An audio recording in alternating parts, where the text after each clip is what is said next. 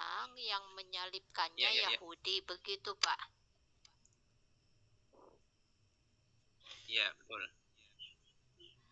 Saya mau tahu dari ini orang-orang Yahudi. Dalam hukum Yahudi tidak ada hukum salib.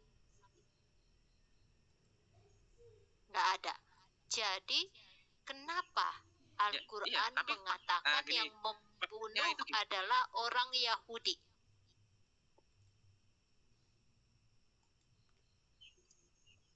Jadi gini, sejarahnya memang terjadi penyaliban Isa. Pada abad pertama itu ada penyaliban Isa.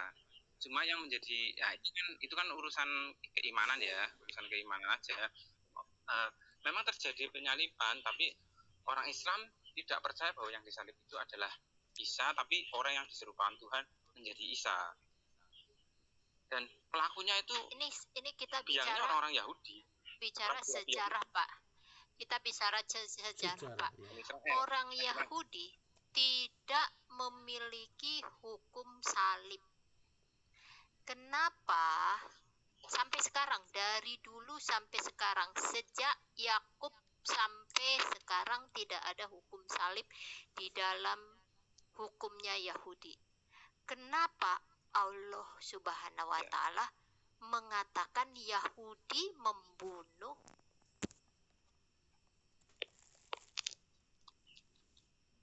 Ya, itu kan Yahudi kan kerjasama sama pemerintahan Herodes.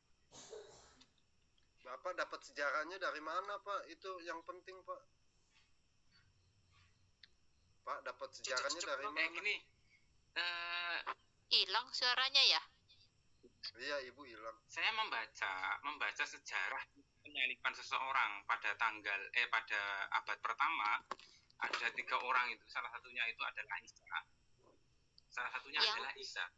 Yang kami tanya, Pak, yang saya tanya ini loh, dengar Pak.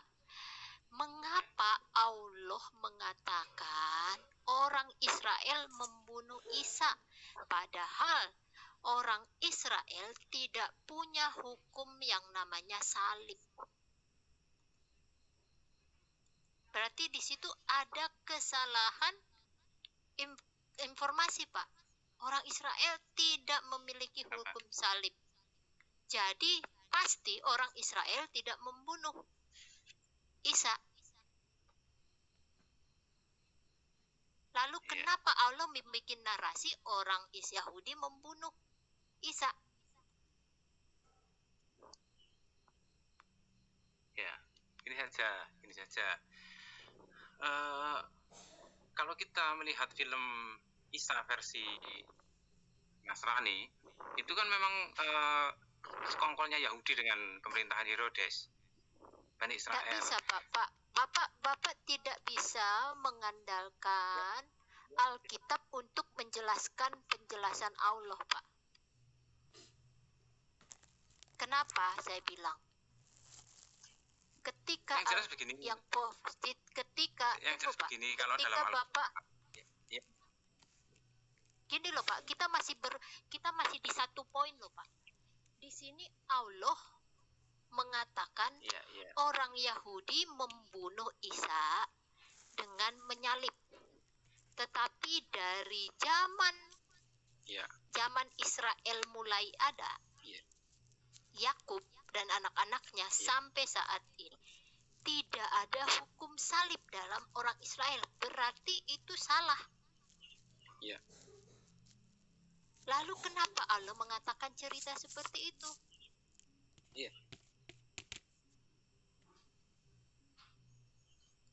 Ya, itu kan keyakinan kami seperti itu. Karena memang kenapa kok ada hukum salib? Karena Yahudi itu memakai hukum Roma gitu loh. Bapak karena dapat yang berkuasa Roma, atas penghukuman itu kan pemerintahan Herodes. Bapak dapat Roma, cerita Roma dari mana? Allah nggak menerangkannya, Pak. Masa Roma. Begini, Yesus itu menurut keyakinan kami membaca sejarah Bapak bilang Bapak Isa dulu Pak, Isa dulu. Jangan bilang ke Yesus. Isa, iya. Ya, Isa. Ya. Iya, maaf. Menurut keyakinan kami, itu Isa hidup pada zaman pemerintahan Herodes, Romawi. Nah, Oke. Dasar Yahudi keyakinan itu kalian memakai itu, nah, gitu. dasar keyakinan kalian itu dari mana? Sedangkan kalian tidak hidup pada zaman itu. Siapa yang memberitahu Dasar kalian? kejaman Allah. maksudnya?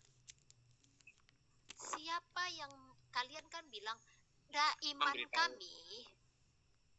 kami, dasar iman kami mengatakan bahwa Isa hidup pada zaman Herodes." Oke? Saya tanya, kalian katanya mengimani itu. Dasarnya apa? Siapa yang memberitahu kalian sehingga kalian beriman? Begini, Al-Quran tidak menceritakan tentang sedetailnya dia hidup di zaman apa atau apa. Tidak, kami mengimani karena itu tercatat dalam sejarah. Jadi sejarah dulu. Sejarah apa, Pak? Maaf, Pak ya. Bapak, Kalau di sejarah Islam, apa? Isa Coba, sendiri coba, hidupnya di jelasin. sejarah zaman Fir'aun loh. Nah, itu Coba yang tunjukkan sejarahnya ya. Isa yang ada di dalam Al-Quran, coba tunjukin dari mana Bapak dapat itu dulu.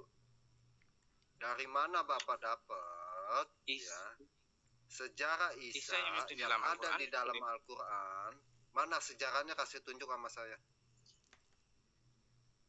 Oke, jadi Ya. Al-Quran menceritakan bahwa Isa itu adalah anaknya Maryam yang masih perawan. Ini sejarahnya Bapak ya. Anaknya, Bapak itu kan di Al-Quran. maksudnya, Sejarah Isa yang Bapak bilang hidup di zaman Romawi, mana? Mana? Al-Quran memang tidak menceritakan tentang detail tentang dia hidup. Masa saya membaca sejarah yang umum itu. Iya, Isa yang umumnya itu yang dimaksud saya umumnya mana? Sejarah yang umumnya mana? Ih, Bapak kagak ngerti ya. Gini, Bapak kan membaca. Termasuk. Ya. Itu sejarah dari mana? Coba tunjukin sama saya. Ya, ini. Ya, saya jangan dipotong, Pak. Jangan dipotong dulu.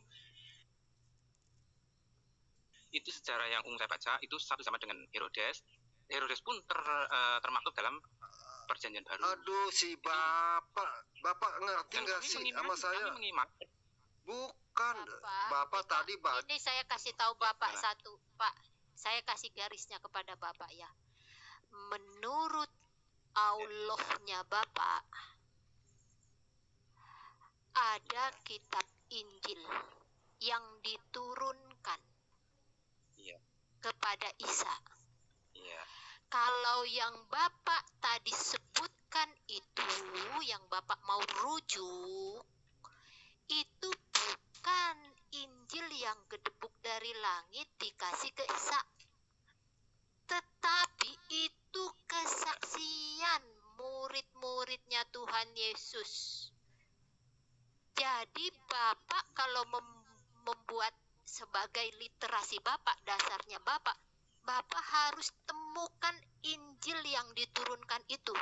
Bukannya Bapak mengilik-ngilik dari kitab kesaksian dari murid-murid Tuhan Yesus, yaitu Perjanjian Baru.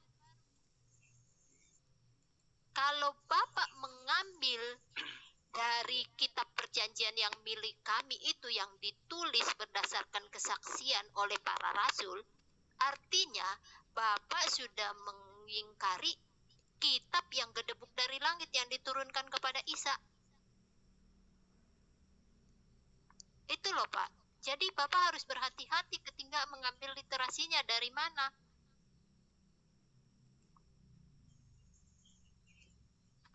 Pokoknya gini. Nah, sekarang coba Bapak tentang terangkan. kisah kematian Yesus. Kematian Isa. Ya. Gimana?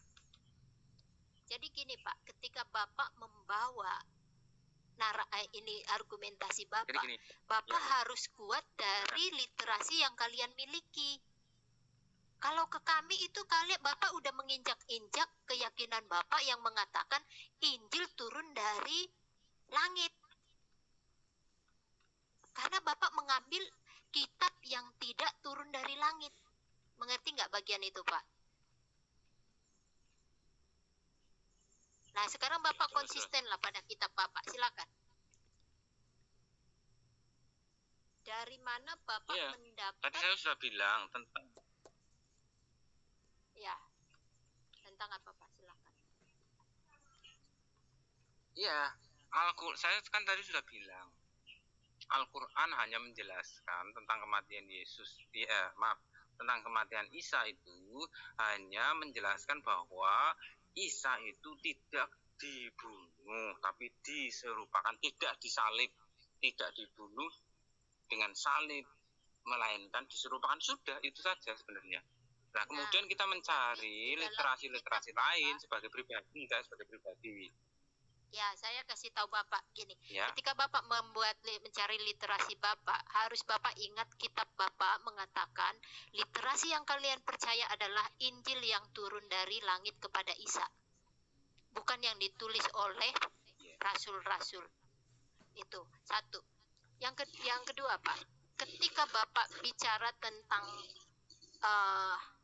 An-Nisa 157, jelas di situ dikatakan, Allah mengatakan yang membunuh itu adalah, yang mengaku membunuh itu adalah si kami itu adalah orang Yahudi. Itu jelas kesalahan sejarah. Karena orang Yahudi tidak memiliki hukum salib dan bukan orang Yahudi yang membunuh Yesus kalau Bapak mau bicara Yesus. Tetapi kalau mau bicara Isa, kita mau tanya lagi, Isa ini yang mau dibunuh orang Israel ini siapa? Lalu kenapa harus disalib? Itu Bapak harus terangkan menurut kitab Bapak. Karena jelas di sini dikatakan yang membunuh itu orang Yahudi dan salib dan menggunakan salib. Gitu loh, Pak. Kenapa? Kenapa bisa Allah melakukan kesalahan dalam hal ini? Maksudnya kesalahannya di mana? Kesalahannya adalah tidak mungkin orang Yahudi membunuh dengan cara salib. Si Isa ini. Isa loh ya, bukan Yesus lah. Iya. Iya. Kenapa? Jadi gini. Ayat yang ada di dalam Al-Quran itu adalah ayat yang sangat singkat, hanya menjelaskan tentang bahwa Allah itu mereka tidak membunuh Isa, juga tidak menyalibkan Isa, tetapi Tuhan menyerupakan Isa. Itu saja.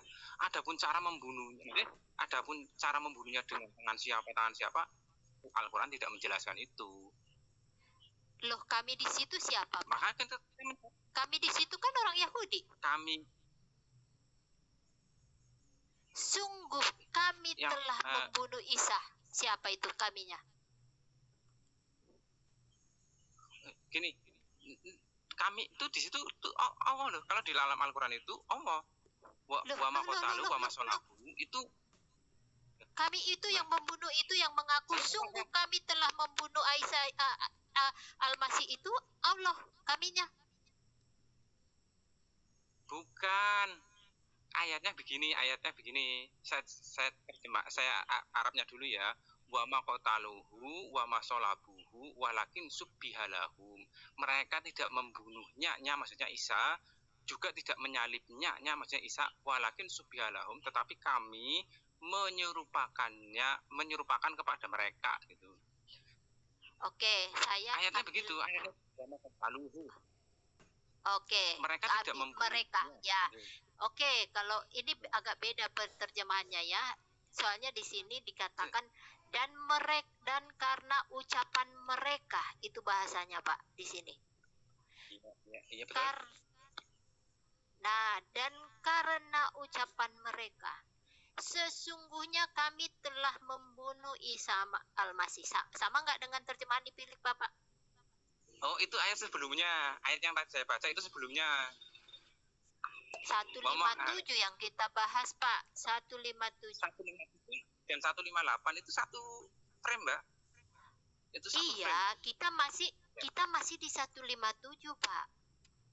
Iya, gini. Di sini saya bacakan buat Bapak ya. Dan karena ucapan mereka, sesungguhnya kami telah membunuh Al-Masih Isa putra Maryam Rasul Allah. Di sini kaminya siapa? Kaminya Yahudi itu. Yahudi. Kan sudah jelas ya Yahudi ya. Ya. Nah, makanya saya bilang tadi kepada Bapak, Pak, Yahudi tidak mengenal hukum salib. Jadi kalau Yahudi dibilang mau menyalibkan orang, itu pasti salah. Karena mereka nggak punya hukum salib. Masa sih Allah salah?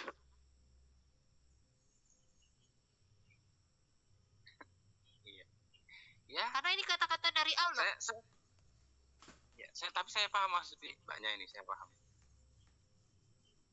Begini Bu SD, minta maaf. Tadi pagi di roomnya Bang Pak Penjoroto, Pak Asta ini akan memaksa nyamakan. Jadi 2 jam itu sia-sia. Tidak apa-apa Bu, kita satu ayat ini aja kita telusuri dulu penjelasannya mereka. Karena ayat ini nih ayat yang sangat signifikan, ini mempengaruhi hubungan dua kelompok. Silakan Pak Indra, kenapa Allah mengatakan orang Yahudi mau menyalib padahal orang Yahudi tidak punya hukum salib? Oke. Al-Qur'an hanya menjelaskan seperti itu aja. Sesungguhnya inna qatalnahu, sesungguhnya kami telah membunuhnya Al-Masih Rasulullah. Itu cuma itu aja. Lah adapun cara membunuh ya maksudnya kenapa kok Allah menyebutnya itu merujuknya kepada Yahudi, sementara yang membunuh misalkan kok ternyata sih ya sama aja dengan logika gini. Ketika keputusan hakim itu buat keputusan itu disalib. Ya. Itu disalib kalau katanya. Iya. Kenapa Allah mengatakan orang Yahudi menyalib? Kami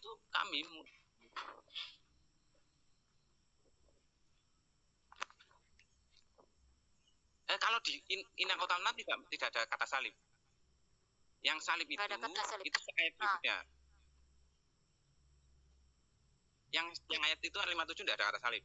Yang kata salib setelahnya. Ayat berikutnya. Ya, berarti tetap salib. Saya tidak bawa Quran, Mbak. Saya tidak bawa Al-Quran loh. Berarti iya, salib. Yang mengatakan salib itu Allah. Iya, dan ya saya tidak tahu fakta Isa itu disalib atau tidak kan. Tapi kami meyakini memang Isa itu ada terjadi kejadian penyaliban. Kami meyakini itu sebagai Muslim. Iya. Al-Quran mengatakan itu dan saya. Kenapa bisa Allah mengatakan orang Yahudi mau menyalib padahal orang Yahudi tidak memiliki hukum salib? Kenapa? Ya pokoknya gini, itu ayatnya Yahudi mengatakan bahwa dia sudah berhasil membunuh Isa Rasulullah. Kemudian Allah menjawab dalam ayat berikutnya, mereka tidak membunuhnya, juga tidak menyalibnya. Nah, mereka itu kata umum mereka, gitu. Secara spesifik ditujukan kepada Yahudi karena Yahudi yang punya otak. Nah, adapun pelaksananya siapa-siapa itu monggo sejarah silahkan. Tapi secara spesifik itu merujuk pada Yahudi karena Yahudi yang punya otak di situ. Ya memang di sini jelas dikatakan Yahudi yang membunuh, Pak. Bukan nggak dibilang ada yang lain gitu, nggak ada. Halo Mbak, di dalam ayat aslinya tidak ada kata Yahudi. Bentar nih, sebentar. Pak Asta. Ya. Pak Asta. Ya, silakan. Ya. Pak Asta udah saya bilang, Pak Asta tunjukin ya, kapan Isa lahir, Ya. kapan Isa orang apa, kenapa dihukum ya, ada nggak bukti sejarahnya?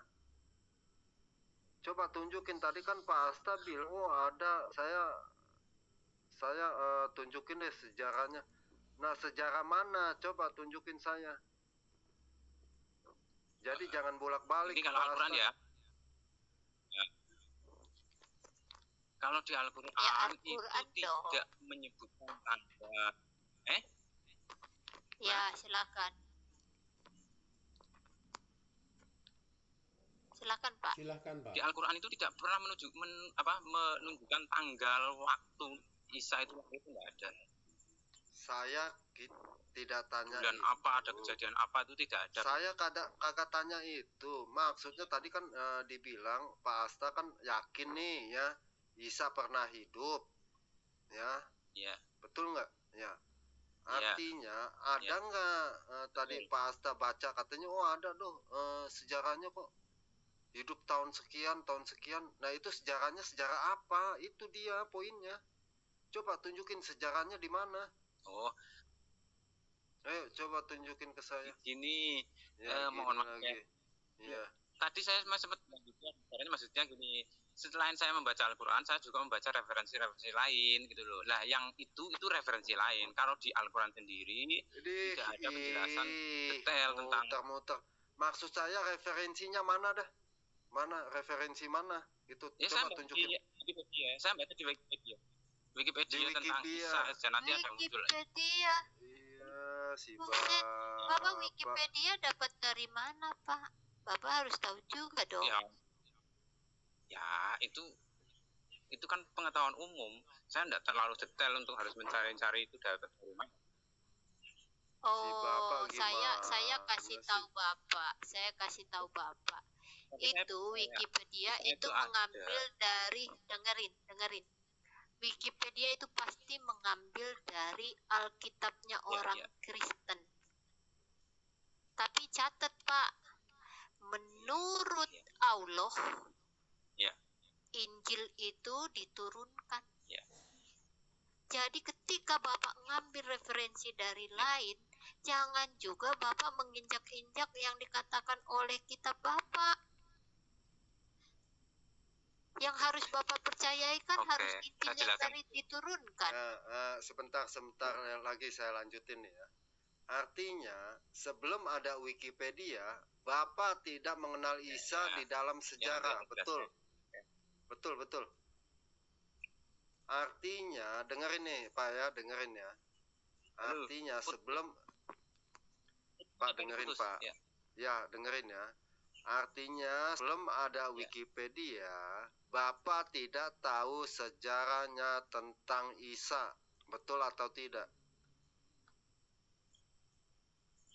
Saya tahu sejarah Isa. Wikipedia hanya melengkapi saja. Sebelum ada Wikipedia, iya, saya sejarahnya sejarah Isa. Wikipedia. Ya, di mana? Iya, di mana referensinya di mana? Aduh, si Bapak sih bikin saya. Al-Quran. Ya, aduh, capek balik lagi. Nggak ada tadi penjelasannya apapun. Masa balik lagi ke situ sih Bapak? Tadi Bapak udah bilang dari Al-Quran itu nggak komplit ya Pak ya. Maaf saya itu. Bapak bilang nggak komplit. Nah, terus Bapak mau bernarasi bahwa Isa itu disalib kepada kami. Tidak disalib kepada kami, sementara kami itu menyatakan itu disalib. Dan kami catatan sejarah dan Alkitab itu semua bisa menjawab Pak. Ya, nah sementara di dalam Al-Quran Bapak itu tidak bisa menjawab tentang itu. Bahkan jika kami tanya pun siapa yang diserupakan, Bapak juga tidak bisa menjawab sesuai dengan hadis maupun Al-Quran Bapak. Jujur aja lah Pak, nggak bisa Pak dijawab itu Pak. Ini saya kasih sama Bapak ini ya referensi dari Alkitab ya Pak ya. Coba Bapak baca lagi nanti di rumah pelan-pelan. Matius 28 ya. Matius 28 ayat 11 yang judulnya ditulis dusta Mahkamah Agama, ya. Ketika mereka, saya bacain ya Pak ya, ketika mereka di tengah jalan, datanglah beberapa orang dari penjaga itu ke kota dan memberitahukan segala yang terjadi kepada imam-imam kepala. Ini sesuai film yang Bapak lihat ya Pak ya. Dan sesudah berunding dengan tua-tua, mereka mengambil keputusan, lalu memberikan sejumlah besar uang kepada serdadu-serdadu itu, kepada tentara-tentara ya Pak ya, dan berkata, kamu harus mengatakan bahwa murid-muridnya datang malam-malam dan mencurinya ketika kamu sedang tidur.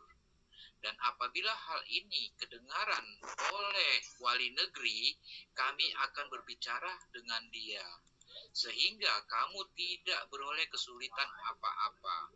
Mereka menerima uang itu dan berbuat seperti yang dipesankan kepada mereka, dan diceritakan tersiarlah di antara orang-orang Yahudi sampai sekarang ini. Jadi isu itu yang Bapak katakan tadi, bahwa Yesus itu tidak bangkit dan tidak disalib, itu memang sudah disebarkan di zaman itu Pak. Itu di zaman itu tersebarlah saat para rasul itu menyebar, memberitakan Injil sampai ke Jazirah Arab. Makanya ada Kristen Ortodoks Suriah. Nanti isu-isu cerita itu berkembang bukan dari dasar lokasi kejadian. Seandainya di zaman itu ada handphone, mungkin berita itu tidak salah ya. Kita gak usah jauh-jauh, masalah G30 SPKI aja yang baru tahun 65 aja sampai sekarang ini sudah kabur. Kita nggak tahu sejarah yang benarnya seperti apa.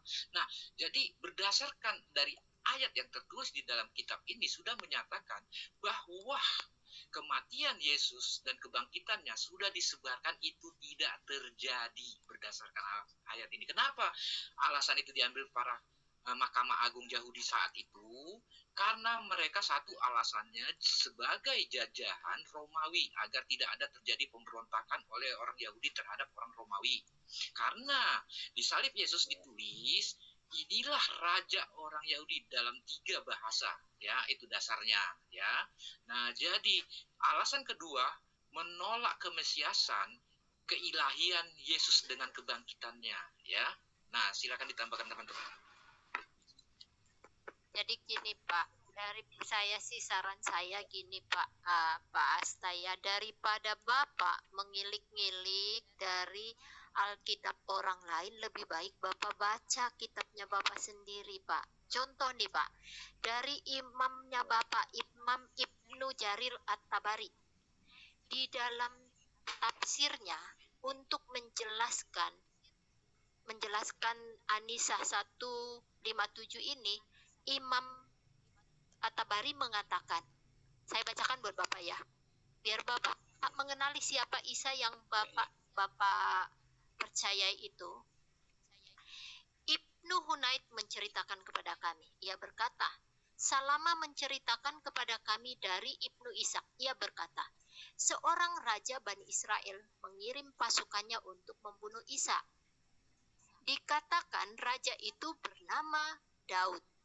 Ketika mereka telah berkumpul untuk melakukan penangkapan tersebut, terlihat tidak ada seorang pun hamba Allah yang takut akan kematian, dan tidak pula terlihat khawatir dan bersedih karena Allah tidak meninggalkan dan membiarkan doanya, hingga masing-masing dari mereka mengatakan, wahai Tuhanku, jika engkau memang mampu mempalingkan kerajaan ini dari seorang dari makhlukmu, maka palingkanlah kerajaan ini darinya, sekalipun ini harus didera hingga bersimbah darah.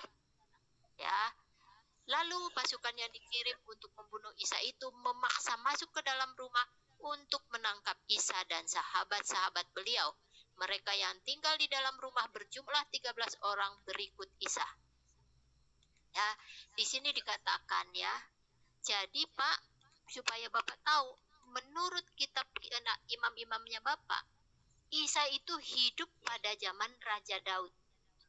Itu kurang lebih 1000 tahun sebelum abad pertama.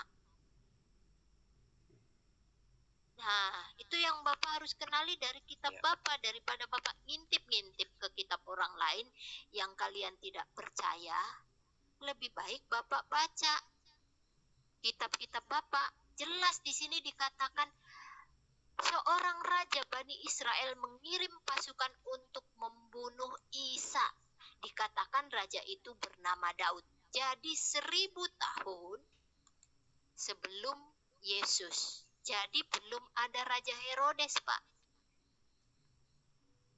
Romawi belum menjajah Israel.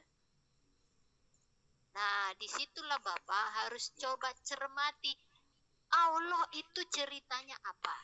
Apakah sesuai dengan sejarah? Gitu loh, Pak. Ya, Pak Asta ya.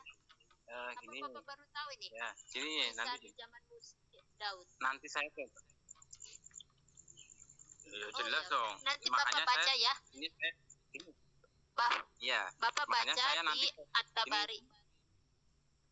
Ya, nanti saya baca dari kitab aslinya. Nanti coba saya cek betul tidak seperti itu. Nah, nanti saya cek dari kitab aslinya.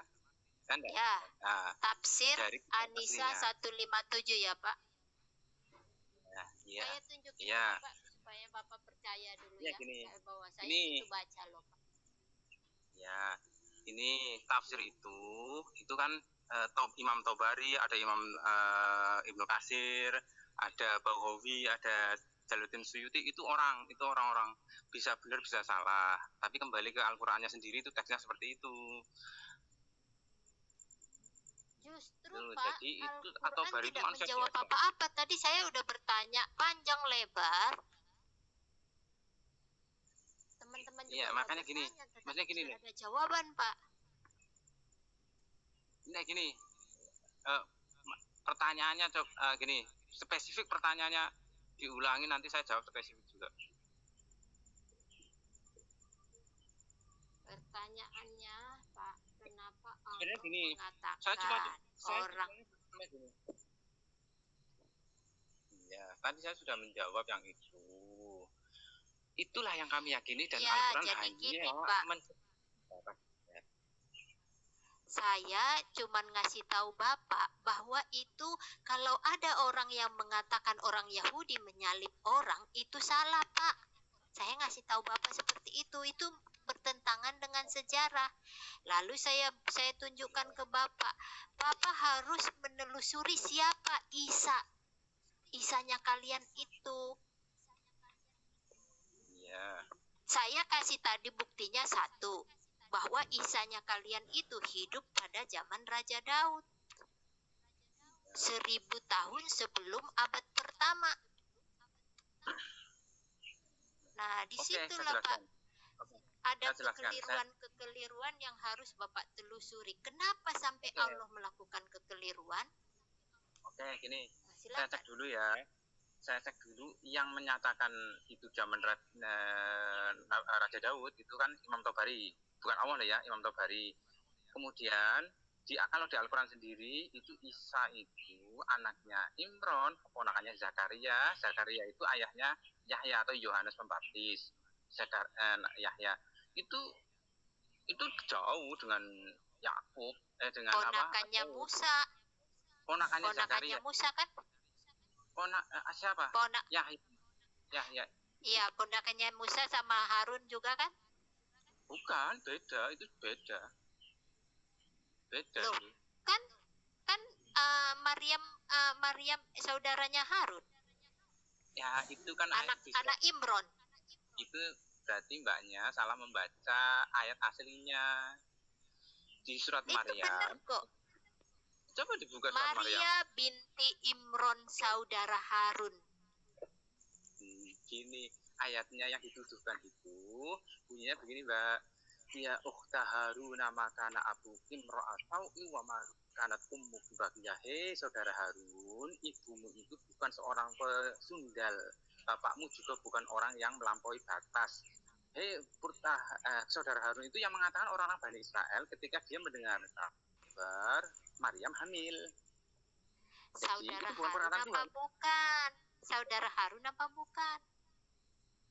Makanya saya jelaskan ayat itu yang mengatakan adalah orang-orang Bani Israel ketika melihat Maryam hamil. Terus dikatakan, hei saudara Harun, jadi di situ ada kebiasaan adat orang-orang Bani Israel yang menyaudarakan seseorang yang saleh-saleh dengan leluhur-leluhurnya. Itu hoax, Pak. Nggak ada model begitu di dalam budaya Israel, Pak. Allah yang mengatakan, itu Allah, itu orang Bani Israel. Masa Bapak mau bilang Allahnya hoax? Orang Israel nggak kenal budaya begitu, Pak. Saudara ya saudara. Ini ya Pak Asta, ya. Kalau dikatakan bahwa Maryam adalah Maria, kami jelas menolak karena jauh. Ini yang nulis bukan orang Kristen ataupun Perjanjian Baru Injil ya. Karena saat tertulis di kitabnya Musa bahwa Musa mempunyai seorang saudari, artinya dia mempunyai sister ya. Dia mempunyai sister yang bernama Maryam. Sementara mereka itu kakak adik dengan Musa dan Harun ya. Makanya benar dikatakan bapaknya itu Amran. Nah oke lah itu namanya beda-beda tipis. Tapi kalau Maria menjadi Maryam itu jauh beda Pak. Nah jadi makanya bagaimana Bapak mau membenarkan kepada kami sementara kami lebih mengetahui sejarahnya detail lagi ya Pak ya. Gitu. Gini Pak John, Maria ibu Yesus tidak punya saudara namanya Harun. Ya betul dan tidak ada di dalam Alkitab dari 4 penulis Injil tidak ada menyatakan ada terjadi perbantahan tentang Maria, nggak ada terjadi perbantahan. Bahkan tentang Zakaria dan Yahya Pembaptis pun itu zamannya yang menurut tertulis di Al-Quran itu udah jauh beda zamannya ya gitu. Nah jadi Bapak tolong cek lagi deh versi kami sama versi Bapak. Nah itu dibandingkan. Kalau Bapak tadi bilang di Wikipedia ada, di situ ada menurut versi Islam ada, menurut versi Yahudi ada, menurut versi orang Kristen ada di situ ya Pak ya. Tolong dah dicari gitu lah. Jadi supaya kalau naik lagi Bapak tahu nggak seperti gini. Jadi kalau Bapak kayak gini kan apa ya, kami membantahnya itu sangat simple ya gitu ya Pak ya. Nah gitu. Pak John, saya cobalah dulu jawab Pak John ini ya. Kalau ada seorang wanita kedapatan hamil nggak ada suami di Israel dihukum apa Pak? Ya dihukum rajam. Mati dong. Apa sempat melahirkan anak kalau udah dirajam? Ya kan masalahnya kan Maria kan dia langsung ini ada suaminya dan dia ditemani sama Yusuf kan. Nah, itu kalau Maria. Nah sementara yang di versi mereka kan tidak ada gitu. Makanya tuh harusnya Maryam yang di versi Al-Quran itu harusnya sudah kena rajam dia karena nggak ada suaminya. Iya, sudah ketahuan lagi kan nggak punya suami kan. Nah itu pun sejarah itu juga bertolak belakang dengan sejarah itu Pak. Ya bagaimana Bapak mau menjelaskan sejarah tentang kayak gitu kalau nggak ada suaminya mengandung gitu ya Pak, sejarahnya orang Israel. Bapak kan udah tahu orang yang kedapatan berzina aja di sana harus dirajam karena saat itu ada hukum rajam. Apalagi sampai hamil punya anak. Boro-boro. Nah itulah Pak, sesuatu yang harus kalian renungkan. Kenapa ini tidak sesuai dengan sejarah ya? Kenapa ini tidak sesuai dengan budaya Israel ya? Satu lagi Pak, tidak ada di dalam sejarah Israel menggunakan nama ibu sebagai namanya belakangnya. Nggak ada. Seperti Isa binti Maryam, nggak ada begitu. Itu kesalahan sejarah. Salah